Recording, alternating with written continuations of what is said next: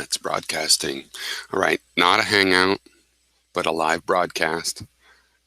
No editing is possible, so obviously this is legit. This is a reply to a video by Nicholas Dislencio, an argument against socialism, capitalism wins. I found this a very interesting video because Nicholas, and hello, Nicholas, this is a reply to you, so we always have the first person, third person problem here, but it is a reply to you. I'm hoping I'm going to put a link to this in the comment thread that we've had so far that I'll be replying to. It's an interesting video. I mean, for one reason is because your real point, Nicholas, as far as I'm concerned, trying to take the best possible argument out of it, and what it seems to focus on to me is this idea that a good economic system should be a scale-free network. That's what I believe and agree with. You make that point, so I'm into it. On the other hand, you see this point as serving capitalism versus socialism, but really a socialism or capitalism could lead to a scale-free network depending on how it works. Understand why you think that the capitalism through organic processes, you say that it's an organic, unintentional, naturally growing network. I can understand, since you believe that, why you think that's an argument for capitalism against socialism, but really I think it's an argument for, we need a scale-free network. This is our target. Whether we use capitalism or socialism almost could be put in terms of, well, which will achieve that? And if both could achieve that, then it's like, well, which regulations in capitalism or which socializations in socialism would lead to that, and do either of them? And in a way, it doesn't matter if neither one of them can do it, or the people that have the attitudes, because the many meanings of capitalism, socialism in people's minds, maybe neither one of them can really achieve it for practical reasons or theoretical reasons or hypothetical reasons, whatever. If they can't achieve it, it wouldn't really matter, right? Because your real point is that people should learn about a scale-free network. Now, I believe in the scale-free network I learned in my 20s, getting into computer science, that we needed distributed systems, peer-to-peer networks, and centralized systems were bad. On the other hand, you can't have all, which I programmed starting in '92, peer-to-peer systems. All peers should not be equal, and so that the scale-free network is really, in my practical, right, since I worked with this network paradigm since before this term scale-free network, or at least before I'd heard it. I have my own term for this kind of network, which is a peer-to-peer network where some of the peers are what I call fat peers. You spell it with PH to be cooler, fat. But really what we're saying is they're big peers. It's like, peer-to-peer network, but Big Brother is twice as fast as me and has a database that only he can handle, type thing. And basically, for the rest of you, let me say that you have a centralized networks where there's a lot of central nodes and then client nodes around it.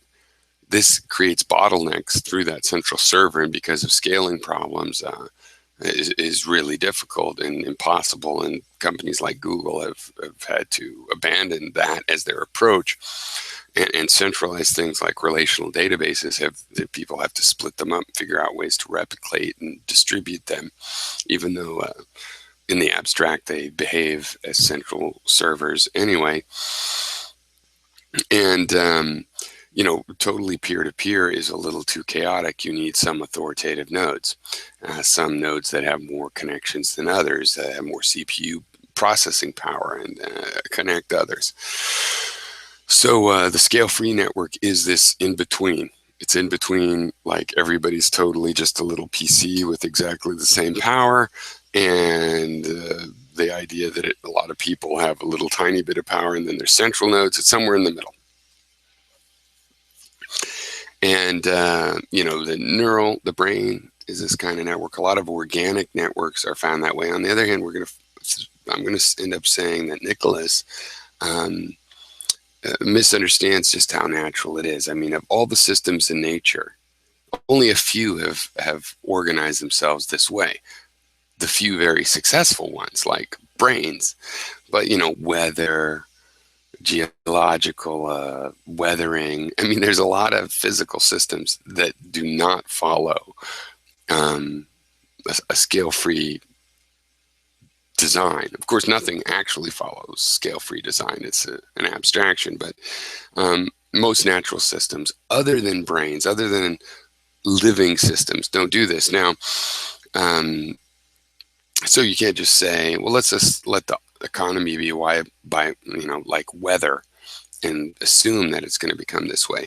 The other thing is, I think it's going to turn out that you underestimate how manipulated our economy is, how much of the systems. But rather than go into that up front, because it's already probably going to be a lengthy video, I'm going to go into your comments. Now, I have not read, there's 2 comments here that I'm replying to. I had said, hey, I'll reply to these comments, but first of all, I want to say the scale-free network as an economic model, we agree on that. So let's not forget to come back to that agreement before we start hating each other on capitalism versus socialism, because I predict that could happen, but we're going to avoid that. We're going to avoid that, Nicholas. Okay. So I've read a little bit of the first comment, but I saw it was quite a long comment, and I thought, well, I want to read this. Now I've decided, instead of read and reply, that I would read it and reply simultaneously. Okay, but I've read maybe a couple paragraphs. I forget how much of the first comment, and the second comment I barely read it all, because I had already realized I'd do this video. So Nicholas says, et tu, Piero? My God, I feel like I'm the only uninfected human left in the zombie apocalypse. It's a good feeling. Or is it? I guess it's supposed to not be a good feeling. Seems like it would be fairly good. Okay. Not to dwell too much on that. Okay. Surely you admit that capitalism is voluntary and socialism is coercive, right? Of course I would not admit that. I mean, capitalism is a system that we have, and you have to get work from the available pool of work, and it's within a capitalist system, so that doesn't sound very voluntary to me, except for in the level of, like, when somebody points a gun at your head and says, give me your money, it's still voluntary that you give them the money, because you could choose to die. So it's capitalism so far has been voluntary only in that sense. You say socialism is coercive.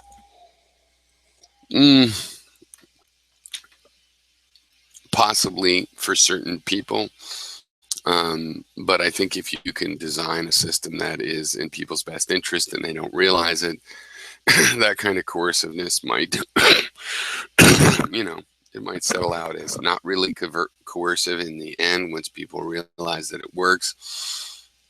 And to a degree, any system has coerciveness in it, because we're talking about how to make us cooperate, and you can't assume all people actually want to cooperate.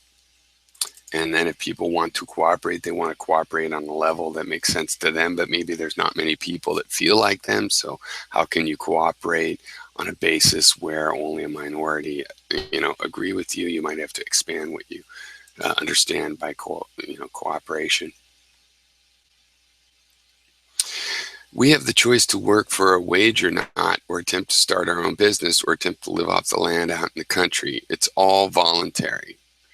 Well, I mean, those are definitely not equal choices in reality. Under socialism, I am forced to pay for things I do not wish to. Well, I mean, if the United States was a gated community and your taxes were the fees, then suddenly you're not forced to pay. You are welcome to emigrate. You're welcome to live somewhere else. And you say, well, that counts as being forced, because this is where I want to live. This is where my parents lived. It's not really forced. You say, I'm forced to give money to the government so they can use that as collateral to borrow money to create a piss poor government program that barely does what it's supposed to against my will under the threat of violence. Right. Yeah, but if you're in a gated community and you have to pay money to the homeowners association that's been created Um, is it against your will you decided to live there? Nobody has ever emigrated to the United States. Uh, I mean, my ancestors came across on the Mayflower, some of them, for the sake of argument. I mean, they did, some of them, but some of them didn't. Some of them were already here, Cherokee, and some of them were in Polynesia. But, my aunts, my William Brewster is my direct I think that's his name, direct ancestor. I came across on the Mayflower in some sense then. And I didn't have to sign it. I, as him, didn't have to sign any particular papers to get in. Didn't matter if I was a citizen, things like that. Was it against my will? I mean, there's basically been communal obligations from the beginning. Now, very few when I came here, but pretty much most of the people since then, by far the majority, understood there was the right to collect taxes and income taxes. So against your will, why did your ancestor come here in the first place? And okay, your ancestor came here, accepted the taxes, and then you're born, and what? You just have the right to it, and you don't have to pay taxes anymore. You just get to be here. It's like, no, it's just like if you get a house and you don't have the water or mineral rights because of some easement. When you inherit the house, you don't suddenly get those easements, right? You're under the same obligation of paying taxes, following the local laws, upholding the Constitution, not fighting against the national government, and so on. At least not in a treasonous way. I mean, you have a right to civil disobedience, I believe. So how can you say that socialism, I'm going back to you now, how can you say that socialism doesn't oppose a scale-free network structure when it's founded on the manipulation of resources and redistribution of the network via central authority?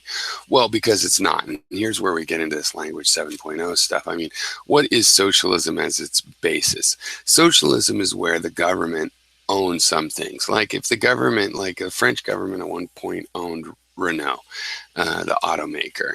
That's the socialist thing. Does it make them totally communist? No, it's an example of socialism. If the federal government owns all the power stations or any industry where it controls that industry, or even if it just has a public option, one government power company that competes with the other. That's socialism.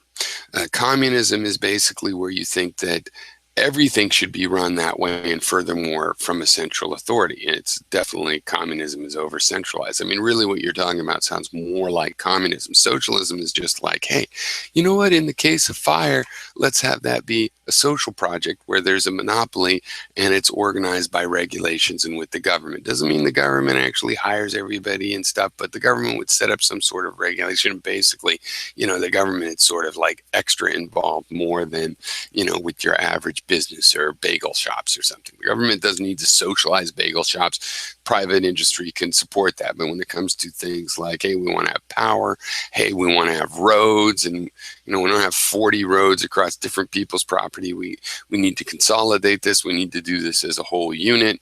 Interstate highways make sense as a whole unit. We want to, for example, have a flat rate thing where you pay your taxes and you can go on any road. You can go to any post office. You can vote. You can,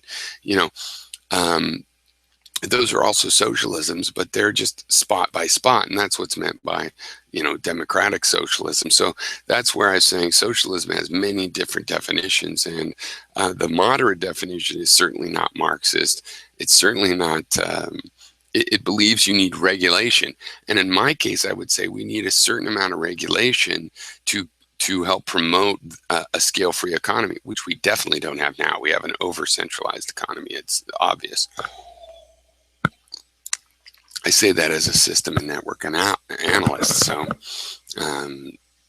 doesn't mean much, but I mean, I am claiming a certain amount of authority of understanding what the shape of systems are from empirical evidence, and we don't have a scale-free thing right now. You could say it's because of the regulation or because of the whatever. Now, I'm saying that you could have a scale-free economy in a lot of different economic paradigms, certainly in capitalist, so-called capitalist and so-called socialistic. I mean, I actually think you could probably, you can have a socialist economy, that's partially socialist, democratic socialist, and a capitalist economy, and you could call it one or the other, and they'd actually be the same exact thing. And as a matter of fact, that's kind of what we have right now. But it's just poorly regulated, so it's not scale-free.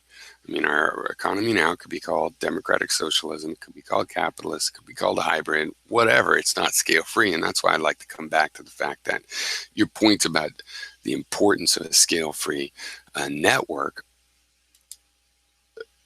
applying to the economy, that's the important part, not so much this debate between these old ideas that people have a lot of emotional connotations to.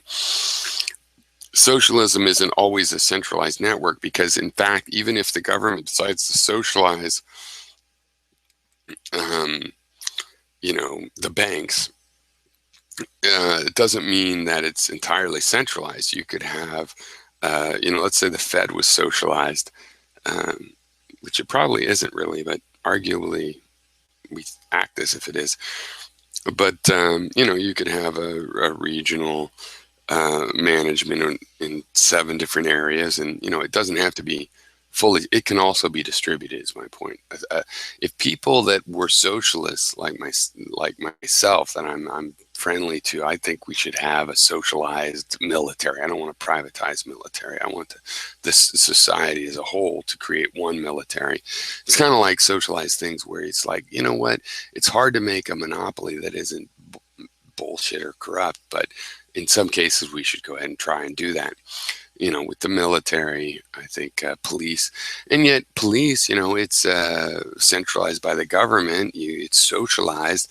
It's always the government doing it, but it's county, state, federal. There's all CIA. There's all kinds of these organizations. So they're still distributed, right? So it's not always a centralized network structure. You can have a socialist system, and especially with multiple jurisdictions, that is quite distributed.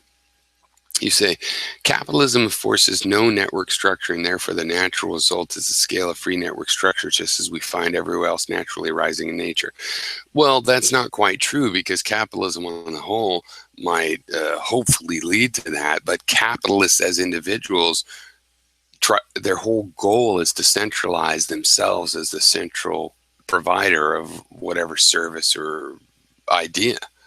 So with individuals fighting for that, sometimes certain individuals win and they centralize things more than they would be otherwise. So no, it's a false assumption to think that capitalism doesn't do that. And I could see right now that it's quite likely that I'm going to want to, doesn't tell me how long it's been going, but I have a feeling I'm not going to be able to finish all these in one video before I want to smoke a cigarette, but I don't have any more cigarettes, so it's having a hard time here. Protein-protein interaction networks, metabolic networks, social networks, the universe, etc. As soon as you impose human direction design, you are warping the natural network structure into a centralized network structure. Well, I have to say, Nicholas, and this is where I wanted your forgiveness ahead of time, is that because I'm going to say things like it's naive to say that. You think capitalism hasn't had human direction. So the Rothschilds inventing modern banking, it wasn't human direction. This is not an unimpeded system that we're living in. Okay, we lived in slavery for thousands of years, and when laissez-faire, the might makes right version of the laissez-faire economy, there has been imposed human direction on our current system. And if you think that, well, slavery stopped 150 years ago, kind of, so this is my voice. It's just to point out that it's not my belief that I'm speaking right now. That suddenly it became free of human direction. Yeah, but it still had the accumulated thousands of years of slavery and military conquest in Europe and so on. It's pretty hard to say that that's not the result of human direction, and definitely impossible to say that we're not still in the system that was, resulted from all of those years where we worked like that. And of course, right now we also have a hugely, some people have a, I mean, if you don't realize that people like the Koch brothers and people like this have, are humans and have, and direct aspects of their businesses and thus the economy from of which is made, of the businesses that they're running, seems a little naive. I don't understand why you would think that those people don't have influence, and therefore the influence isn't in the network. And if you look at the network, you'll see that it's definitely not scale free. Our current network is not scale free. And no time in the past when there was less regulation and more laissez-faire capitalism has those times have even less freedom from human direction and are even more obviously not scale free. I mean, to have 90%, or to have the top like 1% or 0.1%, whatever it is, own not the same amount of the wealth in the economy as the lower 90%, that's not scale free, my friend. And I know you know that because I love your video. And while you think this is capitalism versus socialism, I'm going to point you back to your scale-free stuff, because on those concepts, you're saying accurate things. When you attribute capitalism as this associated with scale-free, that's where I think you're going to fail historically. And I would hope you could see that there's certain kinds of social distributions that could be scale-free. And I would admit that there's capitalistic distributions that could be scale-free, and I would accept either one of those, right? The scale-free aspect is the important part. What achieves it, it doesn't really fucking matter, right? Whether you get there in a car or on a motorcycle, I mean, you might rather drive in a car. Maybe you'd rather drive on a motorcycle and you have to go in the car. Whatever. If you could get there, you got to go, well, it didn't really matter. I mean, I spent 2 days getting here. I wanted to go in a car. I went on a motorcycle. Oh, I wanted to go on a motorcycle. I went in a car. Whatever. Here I am.